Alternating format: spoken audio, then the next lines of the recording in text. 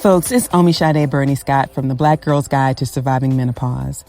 When I started this podcast last year, I was really focused on and committed to curating an intergenerational space where we could talk about aging, intimacy, vulnerability, and change.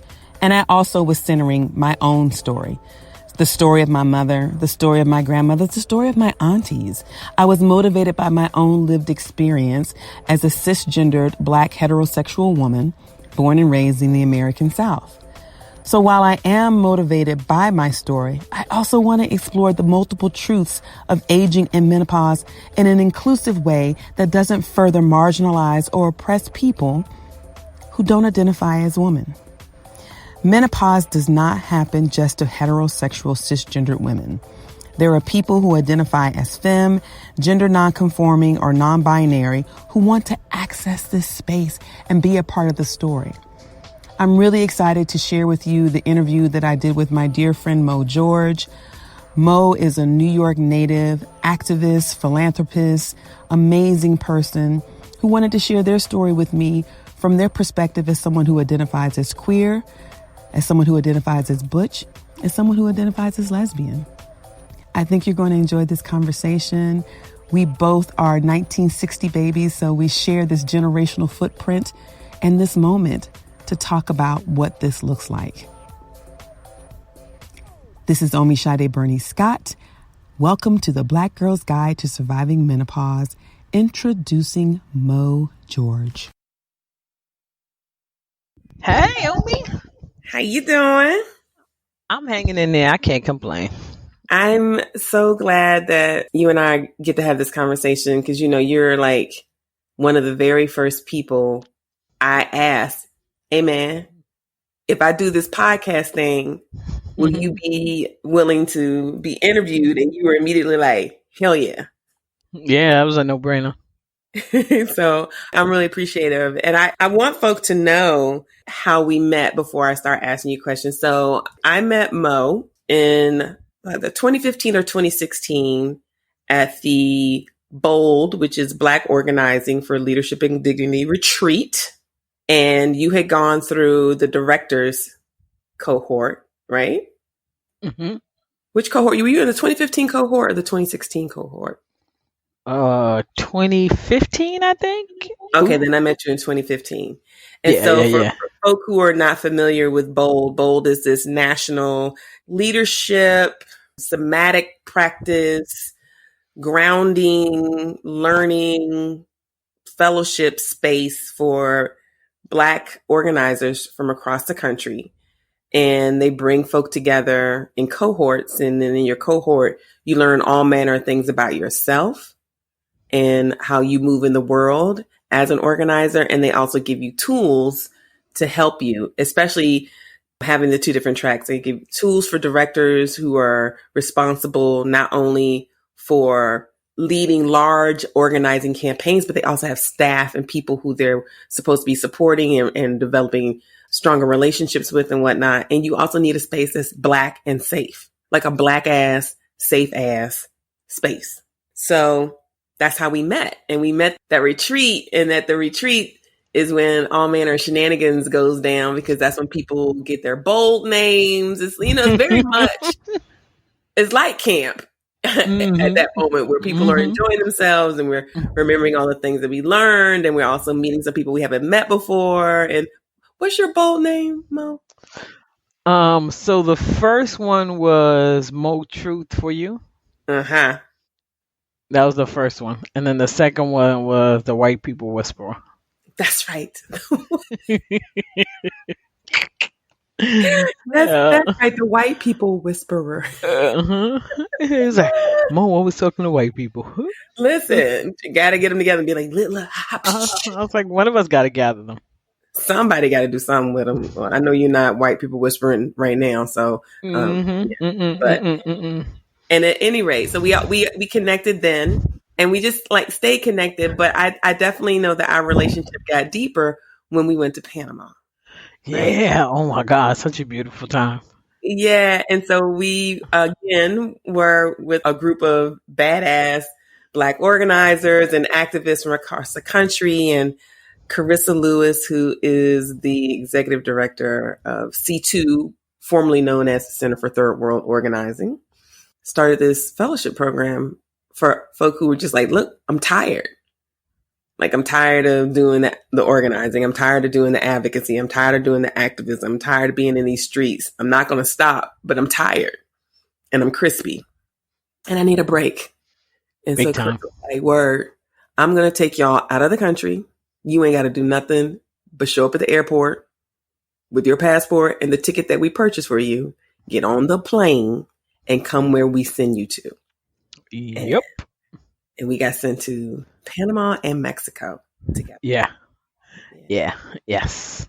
And that was dope. And it was in Mexico when I was sitting down talking to you and Audre Taylor, who's our little movement sister, and Carissa, and I think Taja Lindley, and I think Naima. And I was like, look, I was feeling real burnt at the edges. I had just been terminated from a movement job that I felt very passionate about. I had never been fired before in my entire 51 years of life. I ain't never been fired before, ever. Mm-hmm. Ever. Now I've quit in a huff, but they fired me and I was like not feeling good. And y'all were like, look, man, you were like, Umi, take a break. And I was like, I don't know, Mo. You're like, do it. I was like, well, what am I going to do? Nothing. Basically. Just chill. And so I did. I took a break. I took a sabbatical. And during the sabbatical, I had this idea that I wanted to talk to folk who are in our age group. So you and I are a year apart. Are you 66 or 65? 66. Right. So we're a year apart in age. We were the OGs in this space anyway. At Bowl, it was like me, you, Mama Nia, Terry. Mm-hmm. Who else is an OG? Denise. You got folk who were like those 60 babies who were just like, what we getting ready to do now that we in our 50s and still committed to liberation and, healing work, but like are tired. And so I wanted to create a space for us to talk about what this aging thing is, this menopause thing is.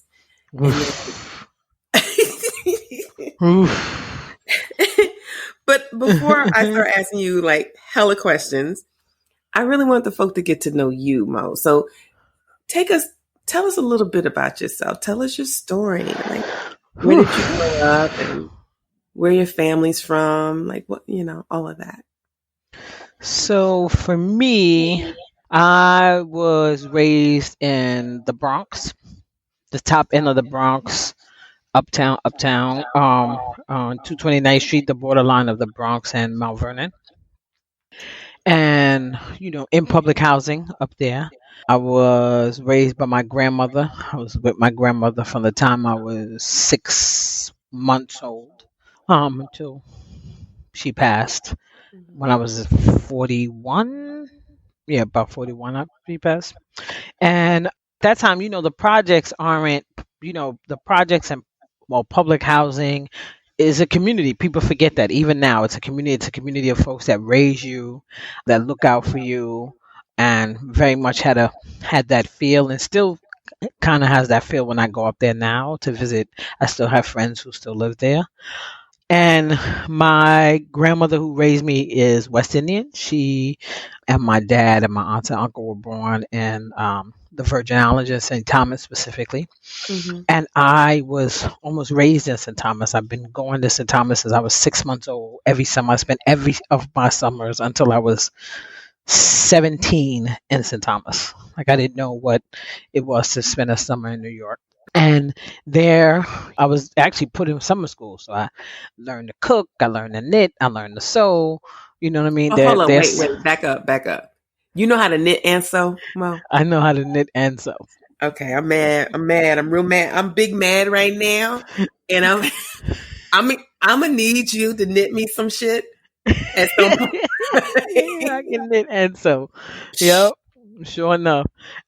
So we were raised there, and they didn't play like I said, summer school was real school, and then came back and ran the streets of New York.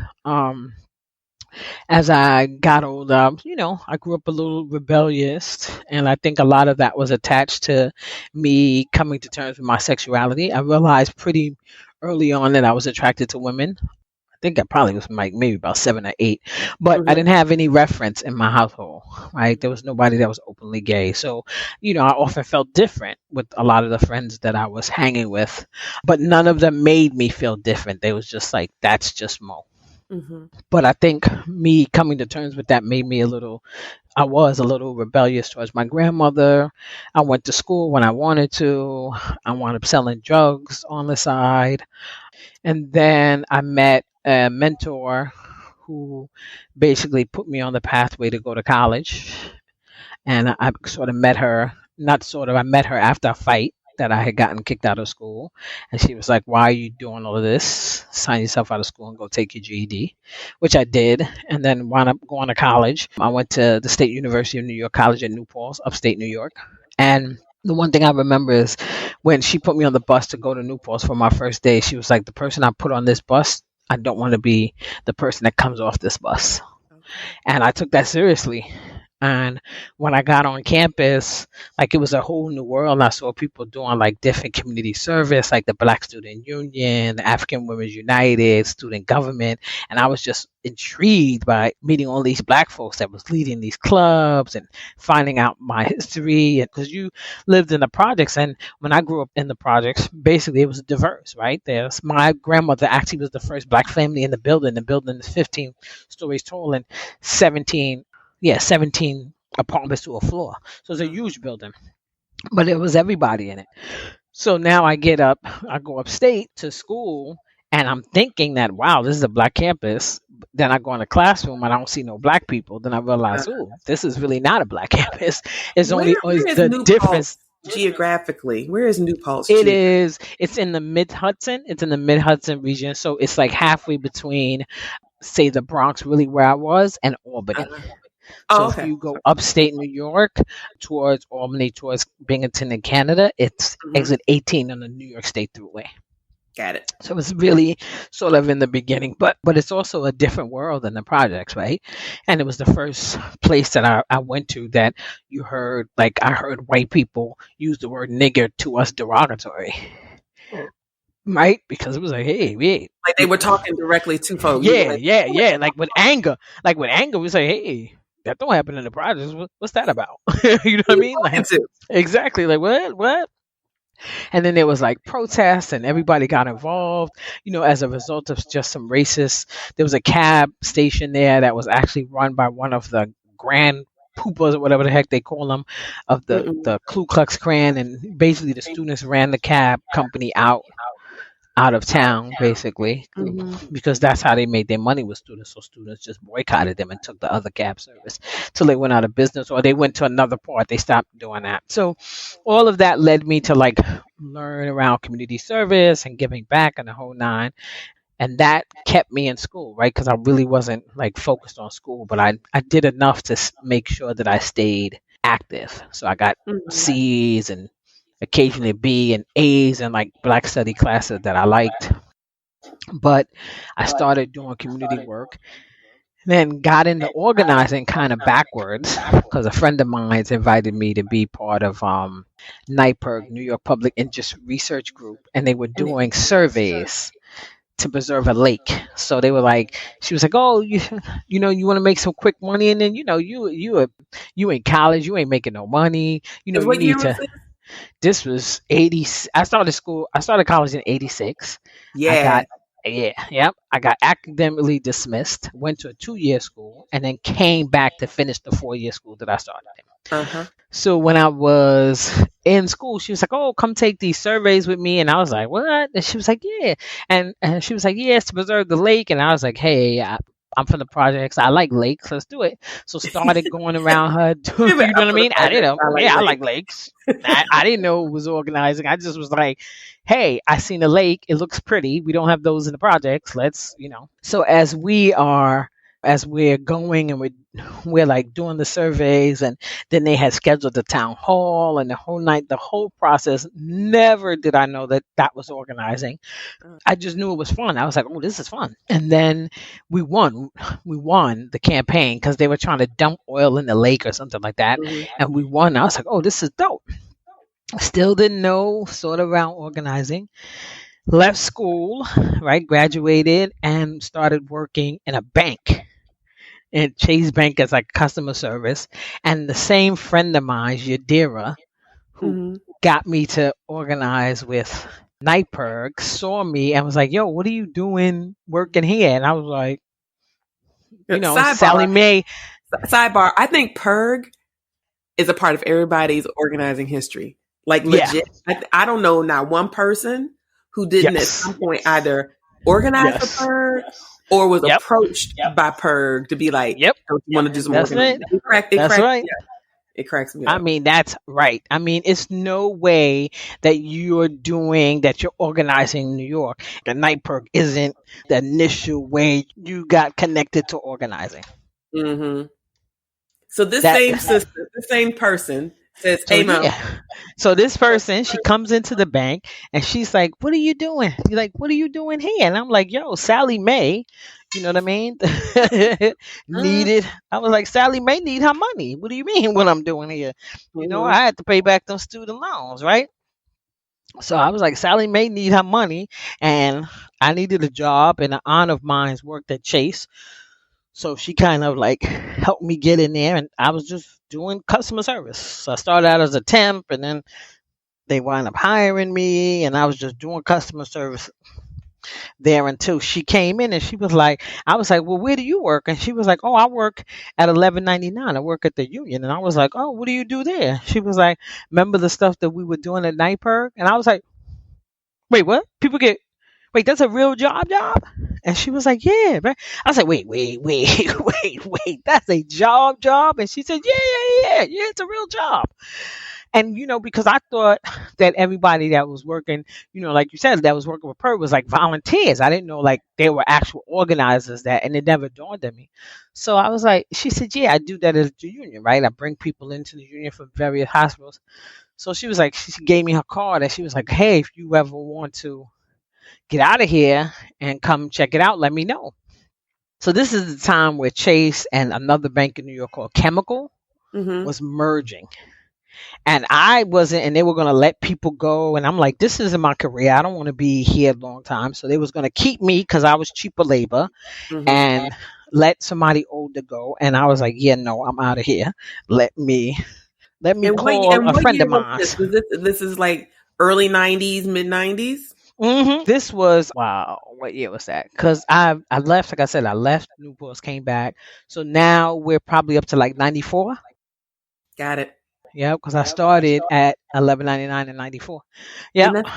We started our like organizing around the same time. Organizing nonprofit journeys about the same time because I started right 95. Nice, yes. Yeah. So we did. So then when she came to me and she was like, I saw what they were doing at Chase, I was like, nah, I'm out of here. So what I did then was I called her and I was like, hey, you talked about that union stuff. Is it, you think I can still get down? And she was like, okay.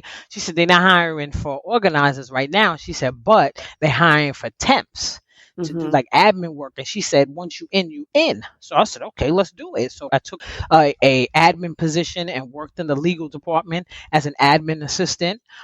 And then until they opened up organizing positions, and probably it was about 4 months in, she was like, oh, a new organizing department is looking for an organizer. And I was like, oh, okay. And then I was like, oh, well, I wanted to know a little bit more about it. So I kind of shadowed her. But she had like a member meeting, and then she had a protest. I went to a strike line, my first strike line with her. And I was like, oh, shoot, this is dope. So I went with her. And then I was like, oh, yeah, I can get this. And applied. And yeah, now it's 27 years later. Where is this sister now? Are y'all still in contact? Do you still So talk? I actually recently got in touch with her because she hadn't been on social media, but then she came on Facebook. And one of Okay. the weird reasons why I keep Facebook is the connections, is to be able to connect with folks. Yeah. And she moved last time I knew. She had moved to Virginia. She was still doing work and organizing. She actually was working for, 1199 is SEIU, is Service Employees International. She was working for SEIU. Okay.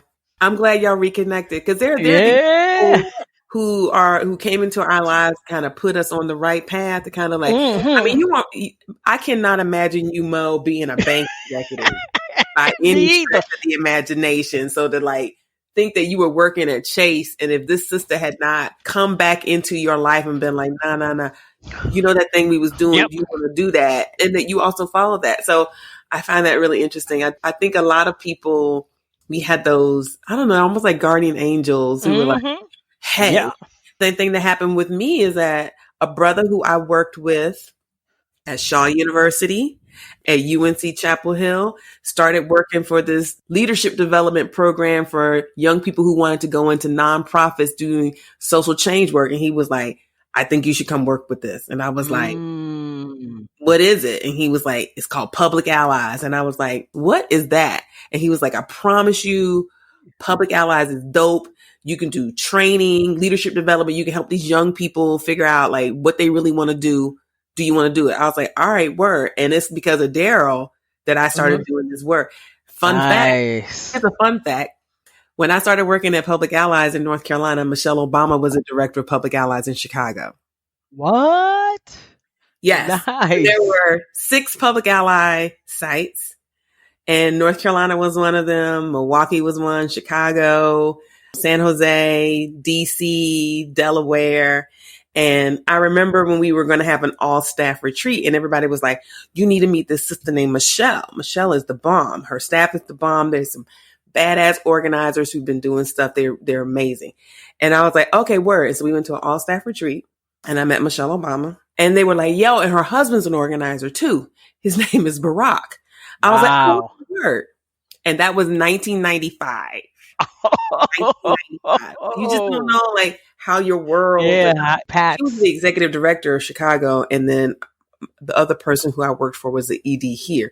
So everybody on staff, we got close. We spent time together. We threw down together. And so I got real close with Michelle's staff, which is like really, really ironic to me that when Barack Obama started running for office, the narrative has shifted, because the narrative when I first heard her name was like, Michelle Obama, Michelle Obama, Michelle Obama. She's amazing. She's the bomb. She's a badass. She does all this stuff in Chicago. Oh, and she's also married to this dope brother. He kind of had a name. He was like, his name is Barack or something like that. I was like, Barack or Baraka? Because, I'm thinking about Amiri Baraka. And they were like, no, Barack. I was like, oh, okay, word. Didn't give it any other thought until he showed up and did that speech at the Democratic National Convention. I was like, wow. Hold up.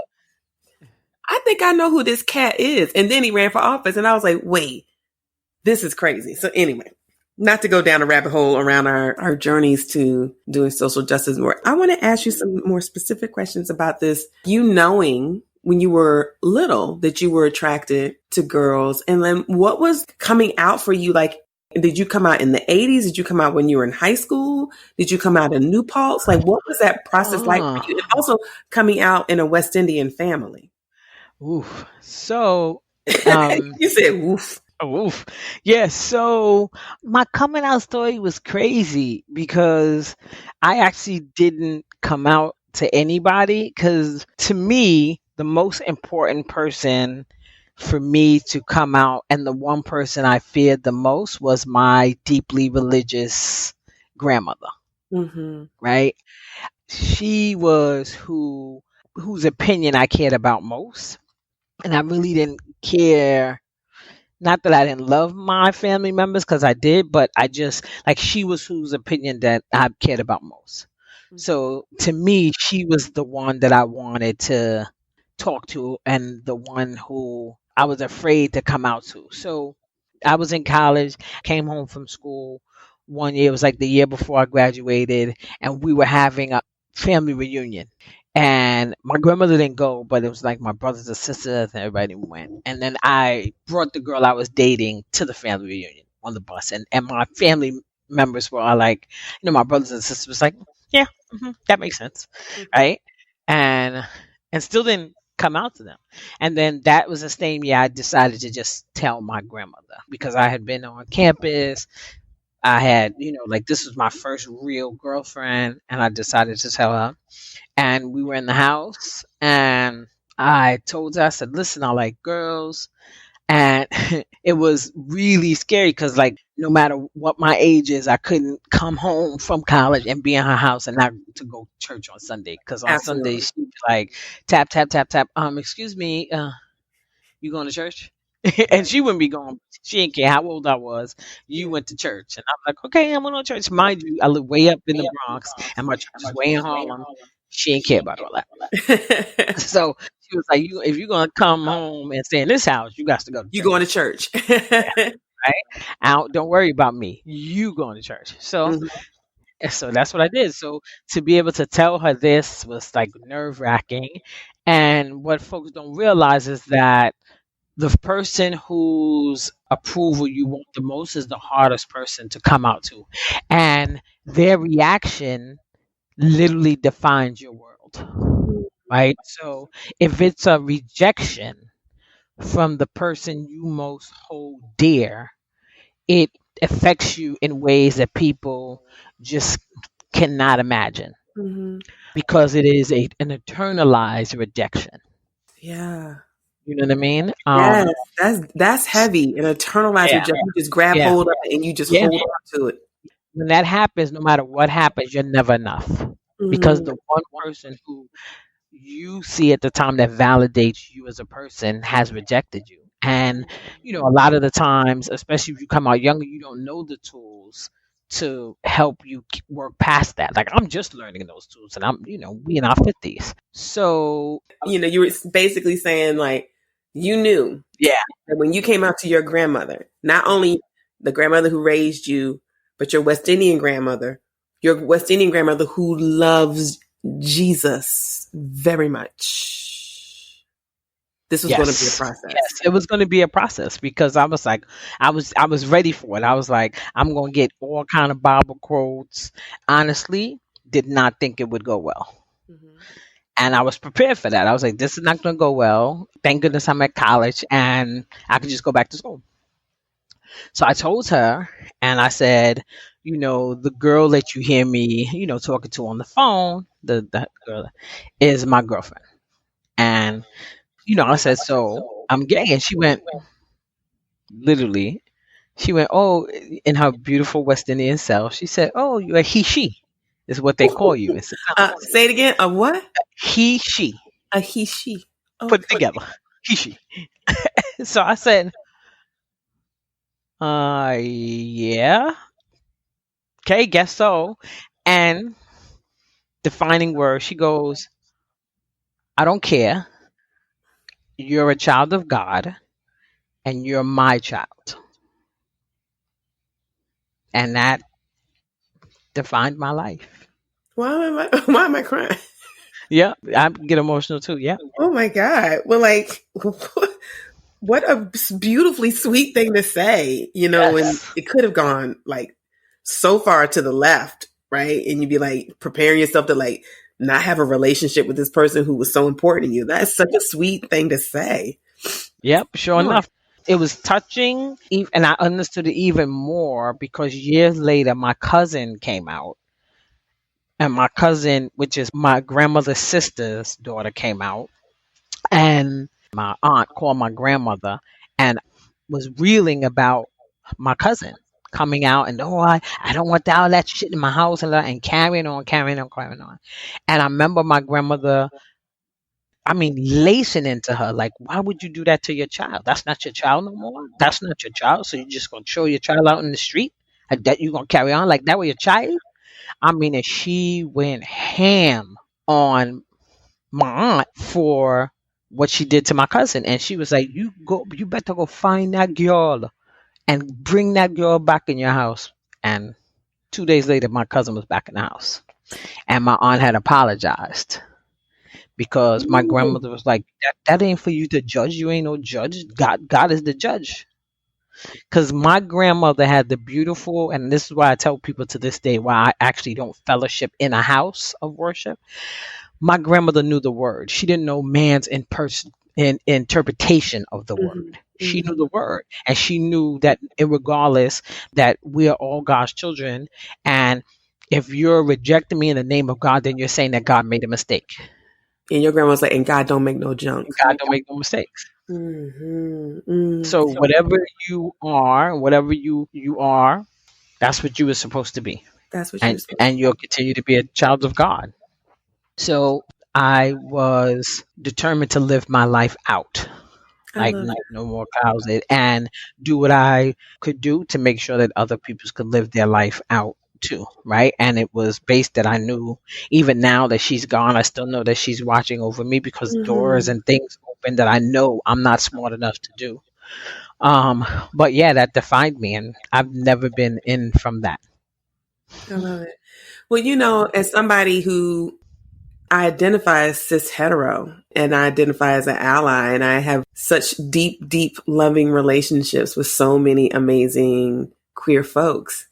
And I'm wondering for you, what has been the journey? Because I say that because when I first started, like, wanting to be more politicized around my understanding of people's identity, that was in the 90s. And so folk weren't using queer, folk were using LGBTQ. Mm-hmm, mm-hmm, It stopped mm-hmm, at LGBTQ. And then more letters got added to it over the last 20 to 25 mm-hmm, years. mm-hmm, People using queerness as a kind of a larger, I don't know, mm-hmm. umbrella for folk Yep. to kind of live under has been the thing. And I'm just wondering for you, when you were already clear, you were already living your life, you weren't in the closet. What Mm-hmm, language did you use to identify yourself? What have you felt around the changes in language? And you were OG. And so I'm like, mm-hmm, there are conversations I've had with folk who I went to college with who were gay boys, and they call themselves queens or mm-hmm, fags. And the mm-hmm, girls that they hung out with when we were in college, they called them fag hags. It's like, oh, mm-hmm, you a fag hag. I'm like, is that appropriate language to use anymore? And mm-hmm, I think about how language has changed so much, even for somebody who identifies as being a part of that community, and what that's mm-hmm, like for you as somebody who's older now. mm-hmm. So when I came out, like we didn't have all the terms that we have. For me, it was sort of limited, right? You were either a bull dagger or a dyke. Mm-hmm. Um, and I was fortunate enough to find mentors because when I came home from school, I wanted to still be in community, right? And now here it is, I was out and I was blessed to find what is actually the oldest Black lesbian organization in the country. It used to be called Salsa Soul Sisters. It's now called African Ancestral Lesbians United for Societal Change, so ALUSH. Mm-hmm. Um, and they used to have meetings at the LGBT Center here in New York. I met this lady who was organizing at the time named Candace Boyce, and she became my mentor, right? And Candace, too, identified as a masculine identified lesbian. And she was older. She was older than me. You know what I mean? And she kind of took me on her wing and like showed me the roots and how to get involved and took me to LGBT protests and things like that. And we fought side by side, right? Like I fought with her, right? Protests and all of those things. And then some things that folks don't know. A part of my organizing, I worked at Empire State Pride Agenda, and I started as the membership coordinator, and then I was like I forgot what I grew into the last position, What's it but called again? it used to be called. It's no longer around. It's called Empire State Pride Agenda.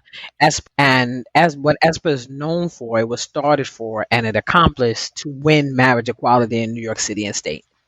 And Okay. we did that. I was a part of the team that developed the strategy and we won marriage on the city level.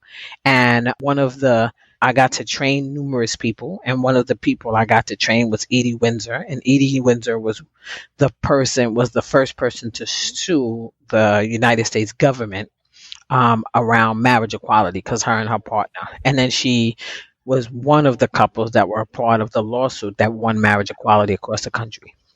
I think I read Edie's story because she had been with her partner for a long Yeah, time. yes, a I long, didn't, long Mo, time. I didn't know this. You know, I didn't know that. It's some new Yeah, shit. Okay, yeah. So that's I what's up. worked on when we won Marriage Quality in the city. I was one of the team members that celebrated that win.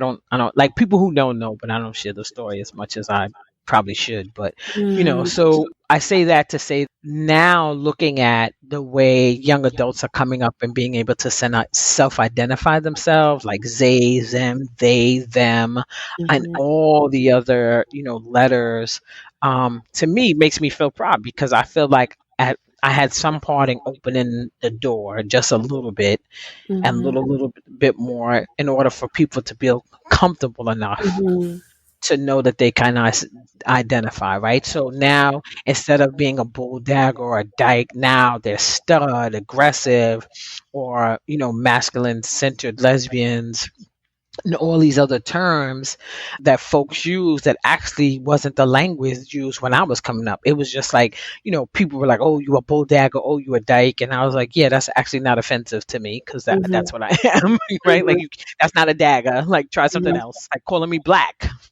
I'm Right, black and I'm right. proud. I'm a dyke and I'm proud. Like That's right. those aren't war words for me, right? Like you got to find something else, dude. And it's because of the work that I was doing with Candace and with Alush and then with Espa that made me strong enough to not take any of those words as war words against me. Those were words that defined who I was. Mm-hmm. And let folks know, like especially younger, I want to let younger folks, and even now with my work I do now, I walk the world as an out butch lesbian, right? Because even butch is a newer term, Mm-hmm. and I do it intentional because I want other butches who are coming after me to see that don't have any bars. Don't let them put any bars around you, right? Expand out. You know what I mean? It's like we say in bold, expand your width, right? Unclench your butt cheeks. Like let the world know, right? Let the world know that you're here and take up space, especially as black women, right? Because I'm a black woman. Like take up space, take up a lot of fucking space. You know what I mean? Take up a lot of space. You earned it, right? This like everything that's happening is on the backs of black women. Take up as much fucking space as you want. And if you gay, that's it. If you ever got a problem with it, that's you. So like for me, you can't come at me with the Bible and the whole nine because I also know that the Bible was used against us to keep us enslaved. Right? Mm-hmm. That's not the real word. The word was manifested. The Bible's the most rewritten book ever. Like, right? Mm-hmm. So stop that. You know what I Mm-hmm. mean?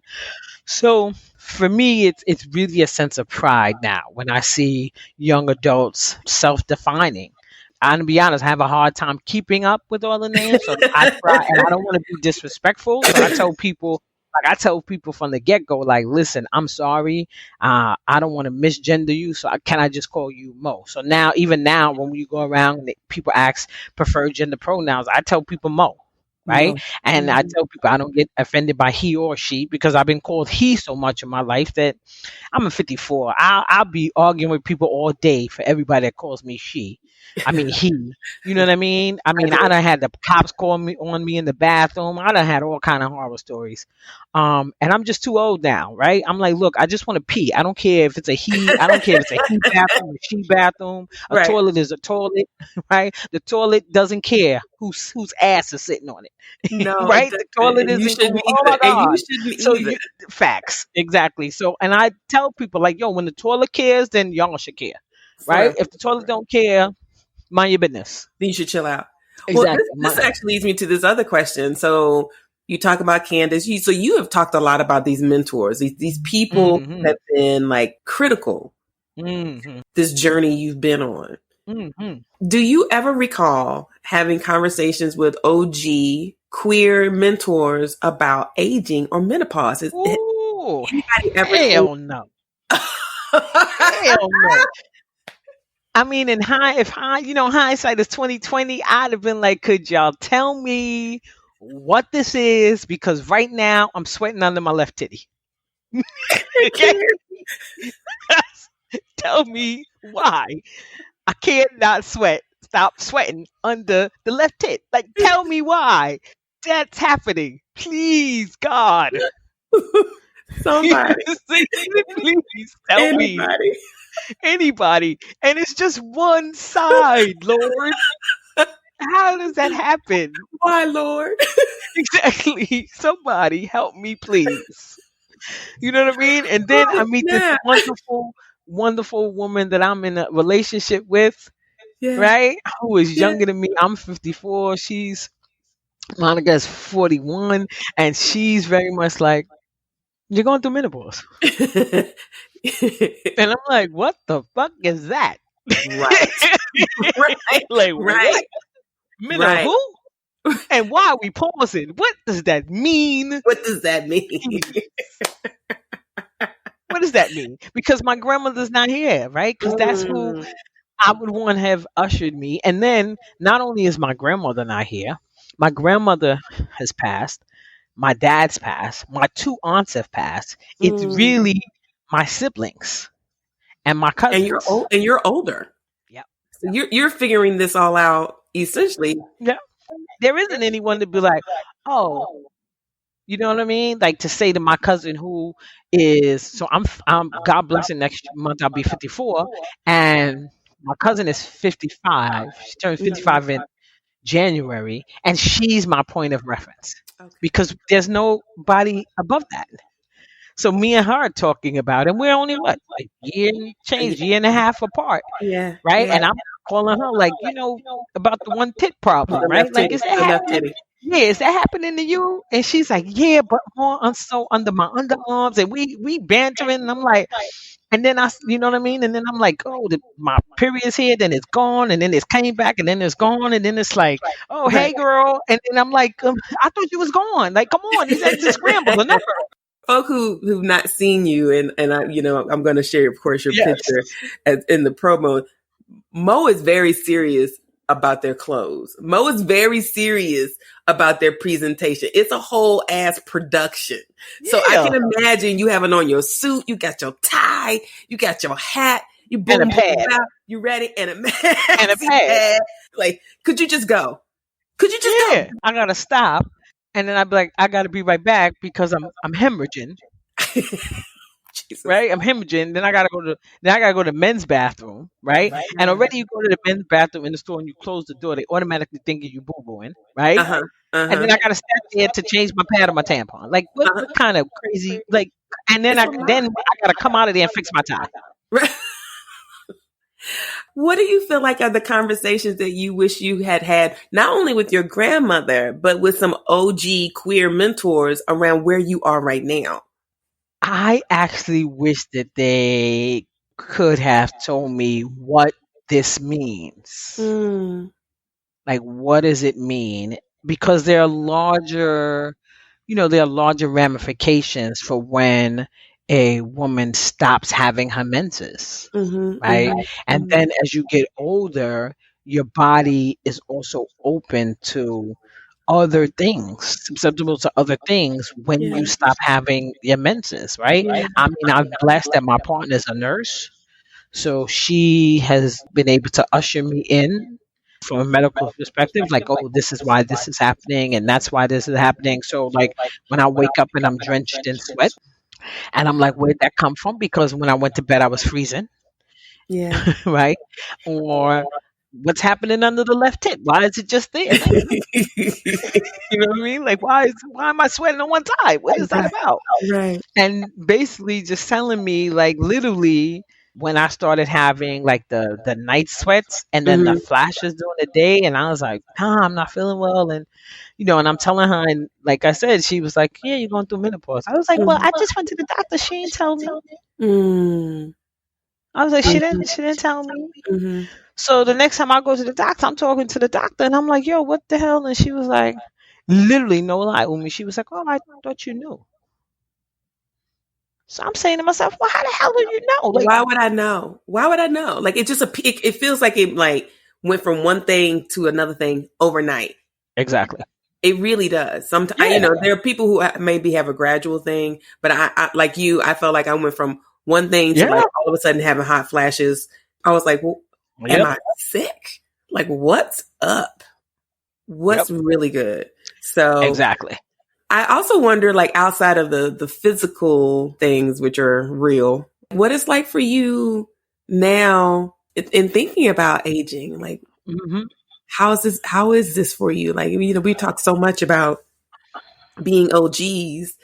And also I tease them, like, I don't always feel like an OG. Like, sometimes I feel Yeah. like I'm still in my mind in my 20s or my 30s, even though like I Mm-hmm. know that I'm not. And it just bugs me out a little bit to realize like I'm 53, you know? Mm-hmm. Mm-hmm.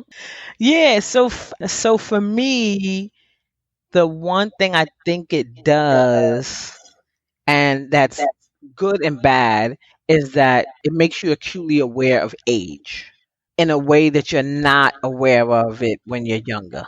Mm-hmm. So now at 53, I'm losing friends, Yeah. right? Like I'm burying friends Mm-hmm. that are my age Mm-hmm. because of not like, God forbid, something tragic, but like health issues. Yeah. You know what I mean? Like, they telling me, oh, this one had a heart attack, or that one had a stroke, or and this one has cancer, and that one, and you're not. That happens when you're younger, but I think there's something in this 50s that makes you acutely aware of that, and then I think that combined with like what they call the change of life, Sure. and then very much has you like, wait, is that a part of that, Right. right? Like, Death is death and mortality. Yeah. I think about that a lot. I think a lot about us being in this window between our 50s and our early 60s. It feels like this window is like, I almost feel like if we can get to, not I almost, I do feel like this is a time where different people will be leaving us. And my mother passed away when she was 68. So I know in my mind, that hmm number is so bright in terms of like, that's my goal. I got to get past 68. And if I get past 68, I feel like I could be here for a long time. And it's just like, and I try not to dwell on it, but it's definitely there. It's not yeah, something. And then when you have classmates, high school friends, college classmates, we had a friend hmm last year. He had a heart attack. He was like 51. We were like, generally speaking, a healthy cat. And you're just like, this is that window that we're in that does remind you yep, of your mortality. It really does. yep, and you become acutely aware of that in Mm-hmm. a way that almost could disable you, Mm-hmm. Mm-hmm. Mm-hmm. if you're not careful. That's right. That's right. And I think for me, and I'm gonna be honest, I think for me, what has helped me has been the relationships that I have established in Bold, Oh, right? Because yeah. Bold gave me access to some of the most dynamic Black women Mm.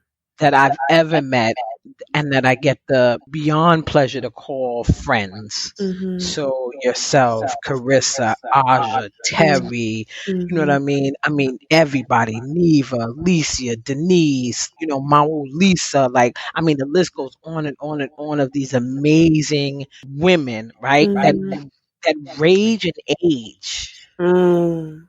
that really holds me. So there's like you and the Rumi, which is Mama Nia, and the Terrys, you know what I mean? That we're like the OGs that I know I could talk to when I'm going through this. Mm-hmm. That I could call, Mm-hmm. that call and check on me, right? Because you called, Terry called, like during this whole time, because like y'all know I'm in New York, you know it's hectic here, but like, yo, you good?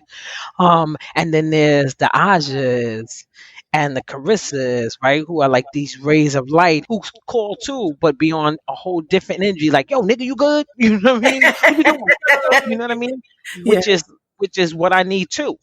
Yeah. You know what I mean? And I think it's attached to what we were mentoring a little earlier around mentors and around just the blessing that Black women have been in my life Yeah. to be able to usher me through womanhood, right? Mm-hmm. Especially walking in the world perceived as wanting to be a man, Mm-hmm. right? Because, folks see me, they see me dressed and they think, oh, she wants to be male. And yeah, no, let me be clear. I don't want to be a man. Mm-hmm. I'm good, right? I'm a woman that love women.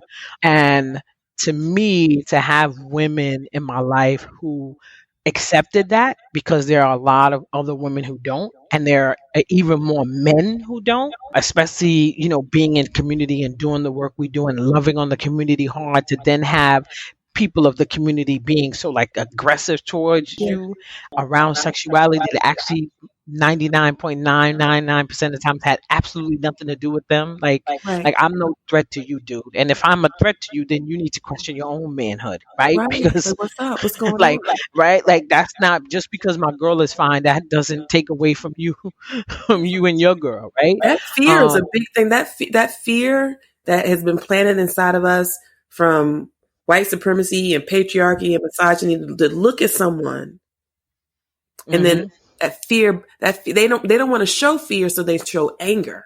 Yes, exactly. And we don't have to do that. And especially now as I'm getting older, Mm-hmm. and I'm changing, like my body is changing, I'm realizing that my moods are changing too. Mm-hmm. As you're aging, one, like, you get mood swings. Thank goodness, and I'm gonna knock on all kinds of wood, that I don't have the extreme mood swings that I know some people have had. I'm not experiencing that. But I realize that the mood swings I have is that as I'm getting older, there's just shit I don't care about, right? It's just like the shit that I cared about pre 50 and now at 53, I don't care. Because, like, in my life right now, like, I want genuine, loving folk.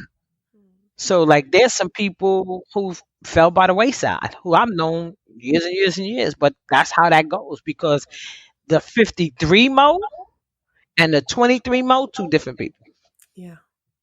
You know what I mean? And the 53 Mo has to be aware of all of that, aware of my body changing, aware of like I have fibroids. Mm-hmm. There's a question like, do I get them removed or what happens to them during menopause, right? Now that's a question I should be having with my female doctor, Right. right? But if I don't ask her that, she's not gonna talk about that. So Right. it also talks about like it also brings to like healthcare and Right. older black women That's and right. healthcare and talking to your doctor. But like around now with this COVID, I don't never think I have never talked to my doctor so much in my life. Y'all got a whole nother This relationship now. girl is chick on me. I mean, she's sending texts and all this shit every other week. You okay? You in the house? You this? And I'm like, bitch, you should have been this attentive when I was telling you I was going through menopause. And I'm sweating under my left tit. Now you want to kill me with information? Now you want to talk to me. I told you I'm sweating. Now you all comfortable. Now you got all kinds of information for me. You know what's interesting, and I want to start to wrap us up. I think that people don't realize that the umbrella of reproductive justice begins when you take your first breath and ends when you take your last breath. And that we hyperfixate in this we hyperfixate in our community and our culture and society on youthfulness, right? So people think about, you going to have a baby, you don't want to have a baby, what you going to do? But menopause is absolutely about reproductive justice because it's about your bodily autonomy, Mo. And like you being able to know what the hell is going on with your body, what you need, what are your questions, to be fully seen for exactly who you are, no matter how you identify, no matter how you walk into a space, no matter who you are. Yep. And that feels like a really big ass thing. And I do think that COVID is, it's ratcheting up like people's visibility. We're like, okay, listen, I don't want you to fall into one of these cracks that are obvious. There's so many huge ass cracks in the system that are becoming even more obvious to people. And we know the crack that already existed for Black women. We know that. Yep. All right. So the way that this thing kind of like wraps up is we've been doing listener letters, but we're quarantining. People have not been actually reaching out around listener letters to ask questions. So we've just been letting anybody who I interview like make an offering. Like if there was something that you would want to say, I really am appreciating so much how much love and gratitude you have shown your mentors.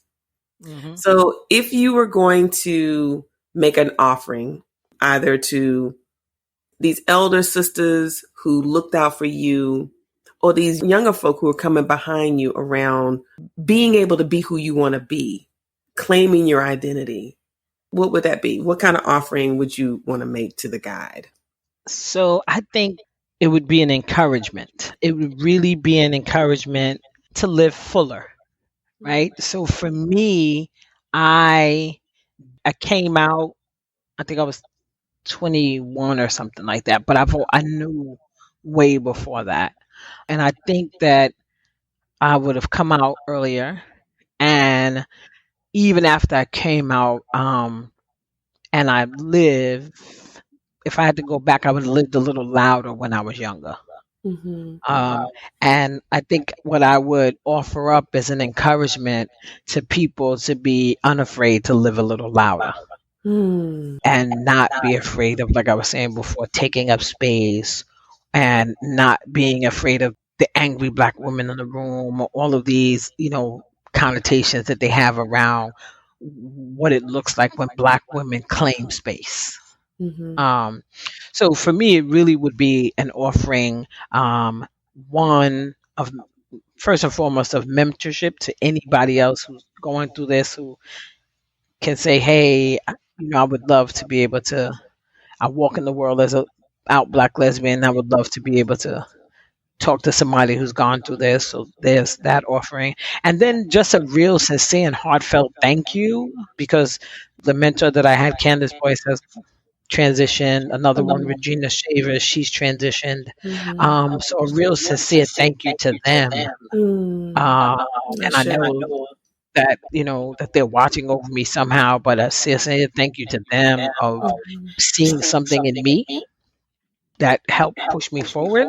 And then it is a sincere thank you to y'all, right? And for, like I said, to all the Black women that I call my sisters, yourself and the Carissas and the Mama Nias and Denise and Aja and Terry and all of these women who I really, really consider my sisters. And I have 12 siblings, but these women have helped me transition into this, like this conversation we're having around menopause, the fact that I could have this conversation with somebody, in a real way that yo, I'm going through some shit. Like, could you tell me what this is something that I didn't think I would have since my grandmother wasn't here. So I think it would be a sincere, like, thank you and thank you and thank you and thank you. And thank you to the ancestors for knowing to put people in my life that could help usher me through this. Because if it wasn't for y'all and like my partner, I don't know, I'd just be sitting on the corner with a sweaty titty. You know what I mean? Trying to figure it all out. I'm glad you said something funny, because I was sitting here in tears. I was like, don't cry.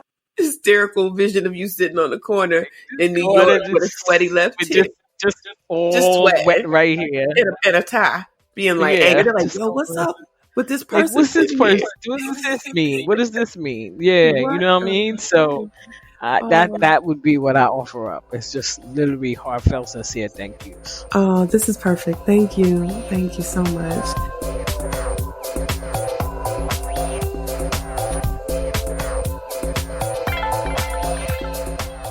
Hey folks, I hope you enjoyed this latest episode of the Black Girl's Guide to Surviving Menopause. I wanted to take a moment to remind you that in the episode notes, you can find the link to our website, blackgirlsguidetosurvivingmenopause.com. And when you go there, I hope you will consider becoming a patron and supporter of this podcast and the original content that we create and curate that centers the stories and voices of Black women and Black femmes. If you're not in a space where you can make a sustaining contribution monthly, please consider making a one-time donation. I will list the Cash App, Venmo, and PayPal also in the episode notes. Y'all, we've got an announcement to make. We've got gear. Yes, that's right. You asked for it, so we have it. We have set up a store, online store at bonfire.com. You know the link is already down in the episode notes, so go check it out. We've got t-shirts, we've got tank tops, we've got canvas bags. I hope you'll enjoy it. And if you decide to purchase something, take a picture and tag us and make the hashtag BGG2SM. I also want to remind you all about listener letters. We really do want to hear from you. What are your thoughts on the podcast? What questions do you have? What episodes would you like to hear? You can send your listener letters to decolonizingthecrone@gmail.com. Once again, that's decolonizingthecrone@gmail.com. Remember, we really do want to hear from you. I hope everybody is taking care of themselves and staying safe. And remember, we're all in this together and we will get through this. I will see you soon on the dark side of the moon.